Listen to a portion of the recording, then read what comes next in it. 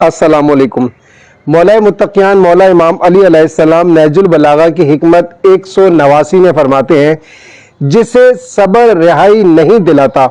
اسے بے تابی اور بے قراری ہلاک کر دیتی ہے۔ صبر رہائی نہیں دلانا سے مراد جب انسان مشکلات میں، مصیبتوں میں کہیں پھنس جاتا ہے اور وہ کسی ایسے حالات کا سامنا کر رہا ہوتا ہے جہاں اس سے کچھ بن نہیں پڑ رہی ہوتی، وہ اس کا حل نہیں ڈھونڈ پا رہا ہوتا، اس میں اتنا الجھ جاتا ہے کہ سرا اس کے ہاتھ نہیں آتا، وہاں مجبوری اس کو کچھ کرنے نہیں دیتی، تو وہ مجبوراً صبر کرتا ہے، برداشت کرتا ہے۔ اس برداشت کے سوا اس کے پاس کوئی راستہ نہیں ہوتا، اور یہ جو وہ برداشت کرتا ہے یہ ظاہر ہے چونکہ وہ جبرن کرتا ہے اور مجبور ہوتا ہے، تو اس کا یہ صبر، اگر یہ برداشت اگر اسے رہائی نہیں دلاتی ان مشکلات سے، ان پریشانیوں سے، تو اس کی ایک وجہ یہ ہوتی ہے کہ وہ نتیجے میں، وہ کامیابی میں اس سے نکلنے کے لیے بے تاب ہوتا ہے، بے قرار ہوتا ہے، اس کو جو ہے وہ رہائی نہ مل پانا،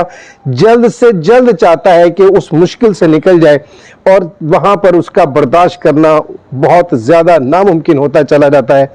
اس کی یہ برداشت نہ ہونا اس کو رہائی نہیں دلا پاتا۔